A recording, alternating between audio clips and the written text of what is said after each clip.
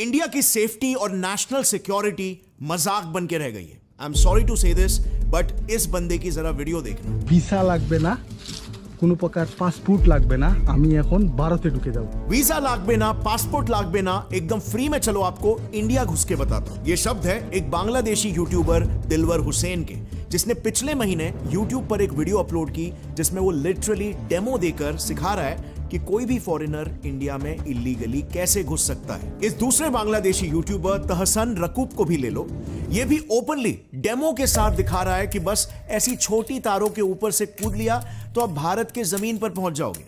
এখন হচ্ছে অলরেডি ইন্ডিয়াতে আসছি, এটা হচ্ছে কাটাতার ছিল। और फिर आगे छोटा सा जंगल पार करना है जहां कोई बीएसएफ का पोस्ट भी नहीं है, मतलब गारंटी है कि आपको कोई पकड़ेगा भी नहीं। लोकल्स भी तारों के ऊपर से आए लोगों को देखकर अनदेखा कर देते हैं और इंडिया आकर आपको इजीली एक इंडियन बाइक रेंट पर भी मिल जाएगी। তো এখন হচ্ছে একটু ইন্ডিয়ান বাইক চালাবো।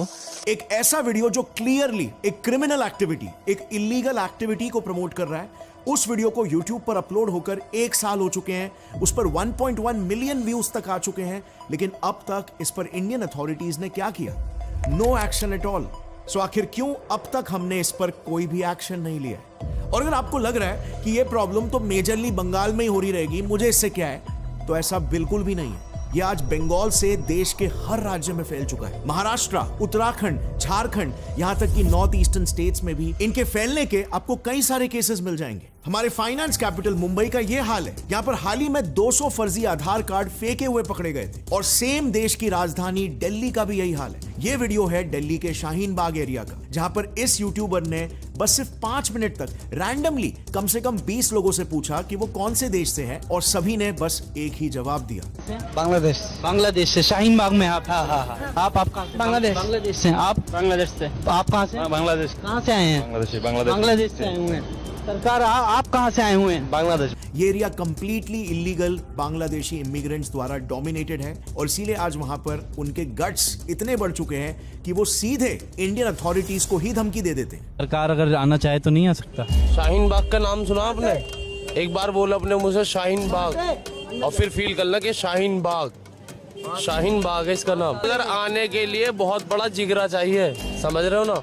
एक सैड फैक्ट फ्रेंड्स ये है कि इंडिया आज एक तरह से crime capital of the world बनते जा रहा है, लेकिन एनसीआरबी की ऑफिशियल डेटा के मुताबिक क्राइम बाय फॉरेनर्स में बांग्लादेशी का नंबर सबसे हाईएस्ट है। टेररिज्म में भी इनका नंबर हाईएस्ट है। लेकिन क्या ये सारी रिपोर्ट्स आपके सामने आने दी जाती है? उल्टा अब इस पर ममता दीदी का स्टेटमेंट सुन लो। যদি বাংলায় দরজা খটখটানি করে আমরা তাদের আশ্রয় নিশ্চয়ই দেব।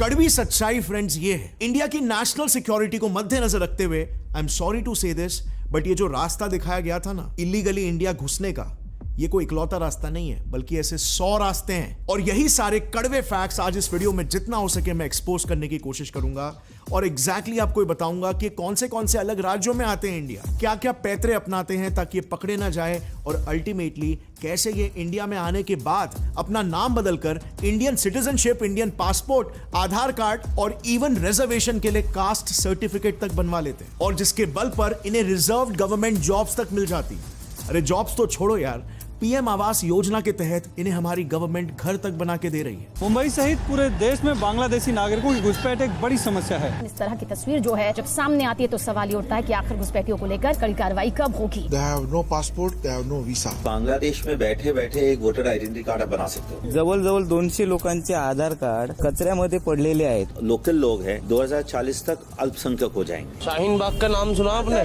एक बार बोला अपने मुझे शाहीन बाग। आने के लिए बहुत बड़ा जिगरा चाहिए। Mamata Banerjee, who on the wake of the protest in Bangladesh says that the doors are open in Bengal for the refugees coming from Bangladesh. वही ममता बनर्जी 13 साल पहले बांग्लादेशी घुसपैठ के मुद्दे पर लोकसभा से इस्तीफा तक दे चुकी हैं।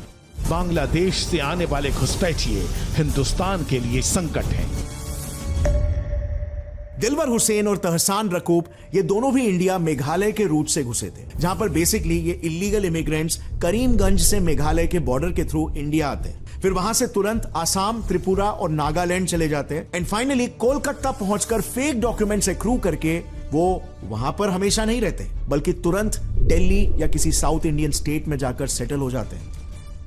दूसरा रूट है इनका त्रिपुरा वाला रूट, क्योंकि ये एरिया डेंसली फॉरेस्ट से कवर्ड है और इसीलिए इन एरियाज में इन्फिल्ट्रेशन काफी आसान हो जाता है। इनफैक्ट अभी पिछले महीने की बात है, 12 जुलाई को ही 10 इलीगल बांग्लादेशीज अरेस्ट हुए थे और जब पुलिस ने उन्हें पकड़कर इंटरोगेट किया तो पता चला कि त्रिपुरा के सोनममुरा इलाके में कुछ ऐसे एजेंट्स हैं जो सिर्फ 2500 रुपए में इन इलीगल इमिग्रेंट्स को ऊनाकोटी डिस्ट्रिक्ट से डायरेक्ट इंडिया में एंटर करवा रहे। और ये इन्फिल्ट्रेशन हर हफ्ते की बात है, आए दिन ऐसे केसेस न्यूज में आते रहते हैं। इनफैक्ट जिस 12 जुलाई के केसेस के बारे में मैंने आपको अभी बताया, ठीक उसी साल सेम रूट से 6 दिन पहले ही यानी कि 6 जुलाई को वहां से एंट्री करते हुए 25 म्यांमार के इलीगल इमिग्रेंट्स रोहिंग्यास को भी पकड़ा गया था। अब म्यांमार और बांग्लादेश के बॉर्डरिंग स्टेट्स को तो छोड़ो, बांग्लादेश से कई किलोमीटर्स दूर झारखंड तक सेफ नहीं है। वहां पर तो एक अलग ही गेम चल रहा है। एक्चुअली आज वहां की डेमोग्राफी इस हद तक बदल चुकी है कि अगर आप झारखंड के कई गांवों की महिला सरपंच और एमएलए को देखोगे ना, तो कई महिलाओं के हस्बैंड्स यही इलीगल बांग्लादेशी इमिग्रेंट्स हैं। आदिवासी लड़कियों को जबरदस्ती धर्मांतरण करके या शादी के माध्यम से जो बांग्लादेशी घुसपैठिए हैं वो जमीन भी हड़प रहे हैं, वो उनके साथ शादी भी कर रहे हैं, उनका धर्म परिवर्तन भी करा रहे हैं। वहां पर क्या होता है कि गवर्नमेंट ने कुछ सीट्स रिजर्व करके रखे हैं ट्राइबल औरतों के लिए, तो इसी का फायदा उठाते हुए ये लोग वहां के लोकल आदिवासी महिलाओं से शादी कर लेते हैं और फिर जब वो औरत लोकसभा या पंचायती इलेक्शंस जीत जाती है तो इनडायरेक्टली उनके इलीगल इमिग्रेंट पति ही उस एरिया को रूल करते हैं, वहां की पॉलिटिक्स को डिक्टेट करते हैं। आज क्या हो रहा है, बांग्लादेश का घुसपैठ हमारे यहाँ लगातार बढ़ रहा है। जो आदिवासी महिलाएं हैं उनके साथ बांग्लादेशी घुसपैठिए शादी कर रही है। हिंदू और मुसलमान का सवाल नहीं है। हमारे यहाँ जो लोकसभा का चुनाव लड़ती है महिला, आदिवासी कोटे से लड़ती हैं, उनके पति मुसलमान हैं। खुद झारखंड के एमपी निशिकांत दुबे जी ने पार्लियामेंट में